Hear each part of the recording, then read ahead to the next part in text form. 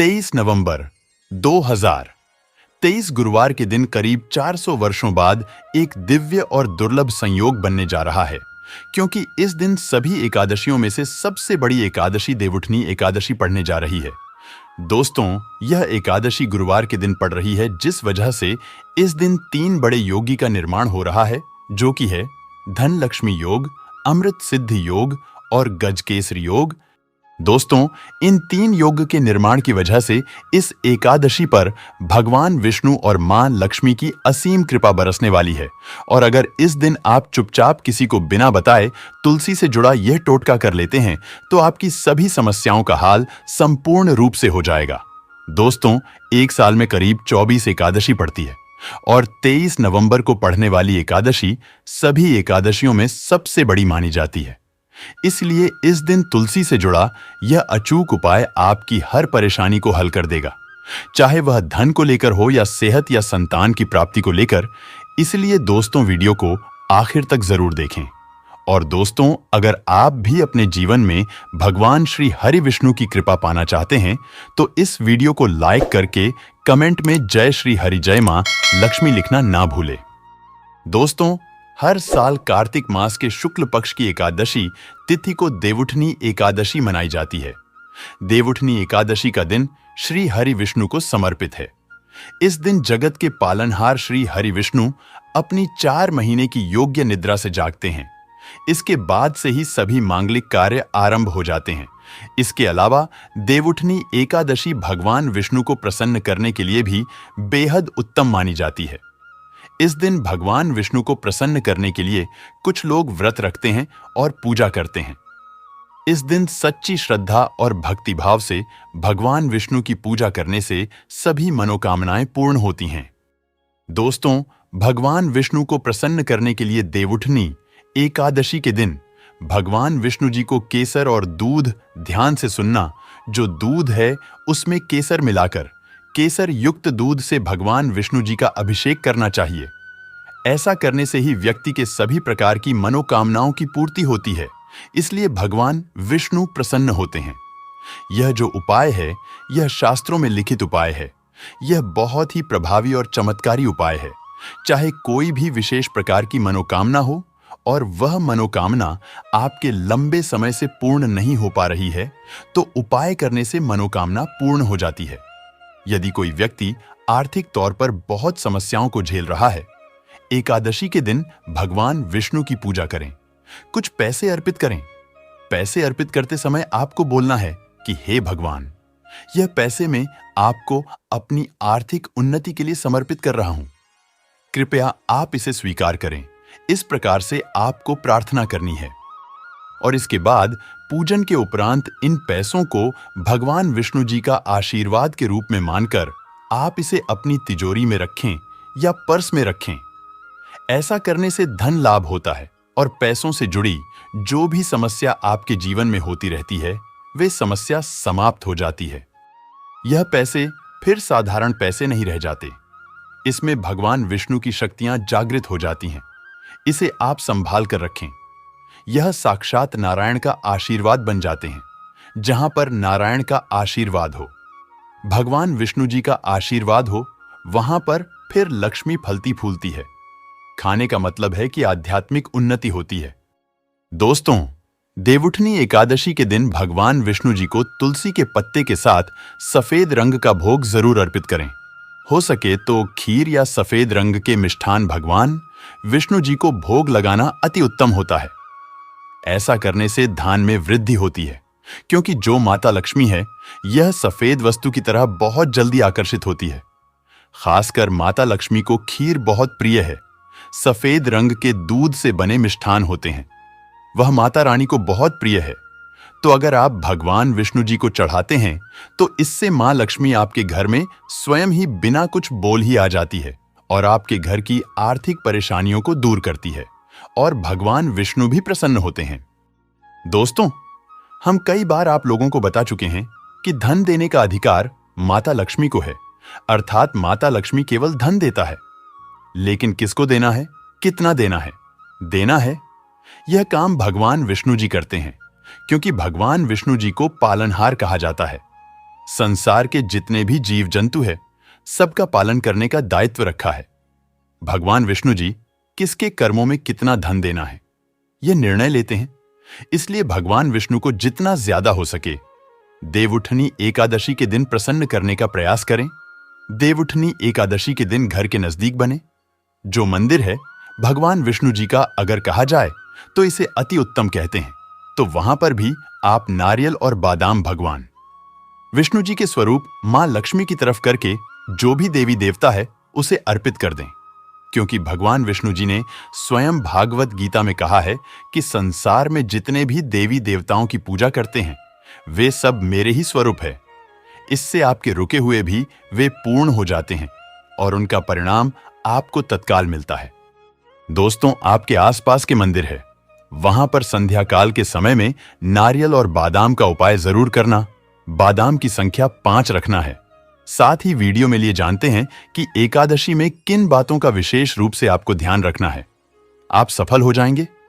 सफलता प्राप्त करने के लिए कौन सी विशेष जानकारियां हैं और उपाय हैं, लिए जान लेते हैं। दोस्तों, देवउठनी एकादशी पर तुलसी विवाह अगर आप करते हैं तथा अगर विष्णु जी का आप पूजन करते हैं तो विशेष रूप से कुछ आपको सावधानियां रखनी चाहिए, या फिर आप हो सके तो यह उपाय जरूर करना, यह सावधानी जरूर बढ़ाते। दोस्तों, तुलसी के पौधे के चारों तरफ आपको स्तंभ जरूर बनना चाहिए, फिर तोरण जरूर सजाना चाहिए। रंगोली से अष्टदल कमल जरूर बनाएं। शंख चक्र और गाय के पर, यह तीनों चीज जरूर बननी चाहिए। ऐसा माना जाता है कि इस दिन शंख चक्र और गाय के पर बनाए जाते हैं तो उसे से घर में भगवान नारायण तथा माता लक्ष्मी अस्थायी रूप से वास करती हैं। उनकी दिव्य शक्ति सूक्ष्म रूप से आपके घर में वास करती है।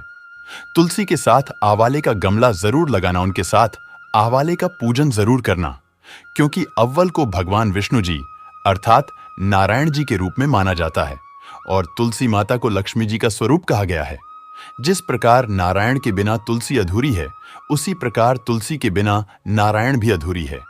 अर्थात भगवान जो नारायण है यह अव्वल के स्वरूप में विराजमान होते हैं और माता तुलसी जो है यह लक्ष्मी का स्वरूप कही गई है, यह माता तुलसी के रूप में विराजित है। इस दिन हो सके तो तुलसी का 5 उपचार पूजन करना है तो दक्ष श्री का मंत्र तुलसी का आप जरूर जपना। दोस्तों, माता तुलसी जी इसे बहुत प्रसन्न होती है। इस दिन घी का दीप और धूप जरूर दिखाना। सिंदूर, रोली, चंदन और नए विद्या 4 चीज हैं। यह तुलसी माता को चढ़ाने से माता अखंड सौभाग्यवती का प्रदान देती है। पुरुष चढ़ाते हैं तो ऐसे पुरुष के जीवन में फिर विष्णु जी की कमी नहीं होती है, अर्थात धर्म की कमी नहीं होती। ऐसे पुरुष धर्म के मार्ग में चलने वाले होते हैं। धन की कमी कभी नहीं होती। हो सके तो इस दिन तुलसी माता को वस्त्र अलंकार, शोभित वस्त्र अलंकार आपको भेंट करना है। दोस्तों, लक्ष्मी जी का अष्टोत्तर या दामोदर स्तोत्र, यह जो पाठ कह गए हैं यह आपको जरूर करना चाहिए। तुलसी के चारों ओर दीपदान जरूर करें।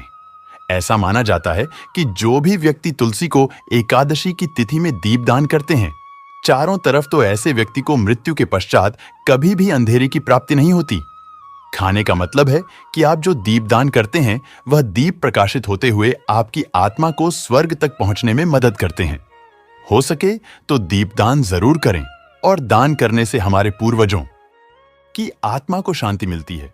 जो हमारे पूर्वज जिन्हें किसी कारणवश स्वर्ग की प्राप्ति नहीं हो पा रही है, तो दीपदान करने से उन्हें स्वर्ग की प्राप्ति होती है। दोस्तों, एकादशी के दिन भगवान विष्णु जी को तुलसी जरूर चढ़ाने चाहिए। ऐसा माना जाता है कि इस दिन एक तुलसी का पत्ता चढ़ाने से 10,000 गोदान के बराबर की प्राप्ति होती है। लेकिन आज के दिन जान लीजिए, अर्थात इस दिन देवउठनी एकादशी के दिन गलती से भी तुलसी का पत्ता नहीं तोड़ा जाता, जो कि पेट आपको पहले से ही तोड़कर रखते हैं। जिन दंपतियों को संतान न हो तो उन्हें तुलसी नमस्तक जरूर पढ़ना चाहिए, इससे संतान की प्राप्ति होती है। तुलसी नमस्तक के पाठ से शीघ्र ही जिनके विवाह नहीं हो पाते हैं तो उनके शीघ्र ही विवाह हो जाता है, बल्कि जिनका कोर्ट कचहरी के मामले में कोई केस अगर चलता है तो वह समस्या भी दूर हो जाती है। दोस्तों, नए घर में तुलसी का पौधा इस दिन लगने से श्री हरि भगवान विष्णु जी बहुत प्रसन्न होते हैं और ऐसे घर में सभी प्रकार के मंगलकारी चीज प्रदान करते हैं। नौकरी पाने के लिए, कारोबार में तरक्की के लिए, या फिर हो सके तो अपने जीवन में उन्नति के लिए तुलसी का पौधा पी ले।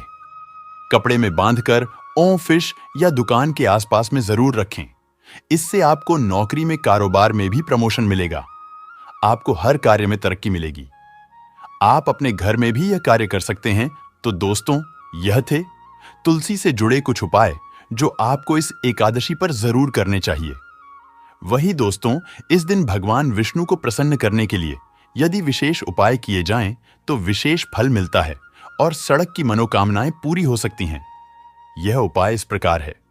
देवउठनी एकादशी की शाम तुलसी के पौधे के सामने गाय के घी का दीपक लगे और ओम वासुदेवाय नमः मंत्र बोलते हुए तुलसी की 11 परिक्रमा करें। इस उपाय से घर में सुख शांति बनी रहती है और किसी भी प्रकार का कोई संकट नहीं आता। एकादशी पर ब्रह्म मुहूर्त में उठकर किसी पवित्र नदी में स्नान करें तो जीवन के सभी सुख प्राप्त होते हैं।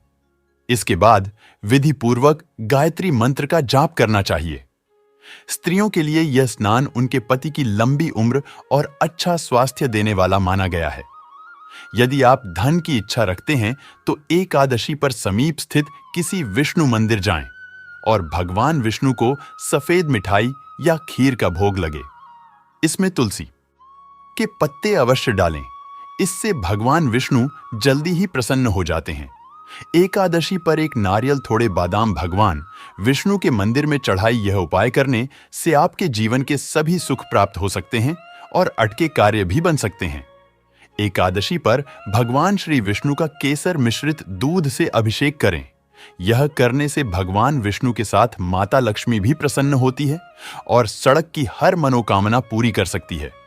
भगवान श्री विष्णु को पीतांबरधारी भी कहते हैं, जिसका अर्थ है पीले रंग के वस्त्र धारण करने वाला। एकादशी के दिन आप पीले रंग के कपड़े, पीले फल व पीला अनाज पहले भगवान विष्णु को अर्पण करें। इसके बाद यह सभी वस्तुएं गरीबों व जरूरतमंदों में दान कर दें। ऐसा करने से भगवान विष्णु की कृपा आप पर बनी रहेगी। यदि आप निरंतर कर्ज में फांस जा रहे हैं तो एकादशी पर समीप स्थित किसी पीपल के वृक्ष पर पानी चढ़ाई और शाम के समय दीपक लगे पीपल में भी भगवान विष्णु का ही वास माना गया है। इस उपाय से जल्दी ही आप कर्ज मुक्त हो सकते हैं। इस दिन दक्षिण आवर्ती शंकर में जल भरकर भगवान श्री विष्णु का अभिषेक करें। इस उपाय से भगवान विष्णु और मां लक्ष्मी दोनों प्रसन्न होते हैं। धन की कामना रखने वाले साधक एकादशी के दिन नीचे लिखे मंत्र का 5 माला जाप करें। ओम रीम श्री एकादशी के दूसरे दिन किसी ब्राह्मण को भोजन करवर कर उसे दक्षिण वस्त्र आदि भेंट स्वरूप प्रदान करें। इससे आपको लाभ हो सकता है। एकादशी पर भगवान विष्णु की पूजा करें और पूजा करते समय कुछ पैसे विष्णु भगवान की मूर्ति या तस्वीर के समीप रख दें। पूजन करने के बाद यह पैसे फिर से अपने पर्स में रख ले। इससे धन लाभ होने की संभावना बन सकती है। काफी कोशिशें के बाद भी यदि आमदनी नहीं बढ़ रही है या नौकरी में प्रमोशन नहीं हो रहा है तो एकादशी पर 7 कन्याओं को घर बुलाकर भोजन कारण भोजन में खीर अवश्य होना चाहिए। कुछ ही दिनों में आपकी कामना पूरी हो सकती है। तो दोस्तों, यह थे कुछ उपाय जो कि इसके दिन आपको जरूर करने चाहिए और लिए अब आपको सुनाते हैं देवउठनी एकादशी की व्रत कथा, जिसको सुनने मात्र से आपके सभी दुखों का नाश हो जाएगा। एक राजा के राज्य में सभी लोग एकादशी का व्रत रखते थे। प्रजा तथा नौकर चक्रों से लेकर पशुओं तक को एकादशी के दिन अन्न नहीं दिया जाता था। एक दिन किसी दूसरे राज्य का एक व्यक्ति राजा के पास आकर बोला, महाराज, कृपा करके मुझे नौकरी पर रख ले। तब राजा ने उसके सामने एक शर्त रखी कि ठीक है, रख लेते हैं, किंतु रोज तो तुम्हें खाने को सब कुछ मिलेगा, पर एकादशी को अन्न नहीं मिलेगा। उसे व्यक्ति ने उसे समय हां कर ली, पर एकादशी के दिन जब उसे फलाहार का सामान दिया गया तो वह राजा के सामने जाकर गिड़गिड़ाने लगा, महाराज, इससे मेरा पेट नहीं भरेगा, मैं भूखा ही मर जाऊंगा, मुझे अन्न दे दो। राजा ने उसे शर्त की बात याद दिलाई, पर वह अन्न छोड़ने को राजी नहीं हुआ। तब राजा ने उसे आटा, दाल, चावल आदि दिए। वह नित्य की तरह नदी पर पहुंचा और स्नान कर भोजन पकाने लगा। जब भोजन बन गया तो वह भगवान को बुलाने लगा, आओ भगवान, भोजन तैयार है। उसके बुलाने पर पीतांबर धारण किए। भगवान चतुर्भुज रूप में आ पहुंचे तथा प्रेम से उसके साथ भोजन करने लगे। भोजन आदि करके भगवान अंतर्धान हो गए तथा वह अपने काम पर चला गया। 15 दिन बाद अगली एकादशी को वह राजा से कहने लगा कि महाराज, मुझे दुगुना सामान दीजिए। उसे दिन तो मैं भूखा ही रह गया। राजा ने कारण पूछा तो उसने बताया कि हमारे साथ भगवान भी खाते हैं, इसीलिए हम दोनों के लिए यह सामान पूरा नहीं होता। यह सुनकर राजा को बड़ा आश्चर्य हुआ। वह बोला, मैं नहीं मान सकता कि भगवान तुम्हारे साथ खाते हैं। मैं तो इतना व्रत रखता हूं, पूजा करता हूं, पर भगवान ने मुझे कभी दर्शन नहीं दिए। राजा की बात सुनकर वह बोला, महाराज, यदि विश्वास ना हो तो साथ चलकर देख ले। राजा एक पेड़ के पीछे छिपकर बैठ गया। उसे व्यक्ति ने भोजन बनाया तथा भगवान को शाम तक पुकारता रहा, परंतु भगवान ना आए। अंत में उसने कहा, हे भगवान, यदि आप नहीं आए तो मैं नदी में कूदकर प्राण त्याग दूंगा। लेकिन भगवान नहीं आए। तब वह प्राण त्यागने के उद्देश्य से नदी की तरफ पड़ा। प्राण त्यागने का उसका दृढ़ इरादा जान शीघ्र ही भगवान ने प्रकट होकर उसे रोक लिया और साथ बैठकर भोजन करने लगे। खा पीकर वे उसे अपने विमान में बिठाकर अपने धाम ले गए। यह देख राजा ने सोचा कि व्रत उपवास से तब तक कोई फायदा नहीं होता जब तक मन शुद्ध ना हो। इससे राजा को ज्ञान मिला। वह भी मन से व्रत उपवास करने लगा और अंत में स्वर्ग को प्राप्त हुआ।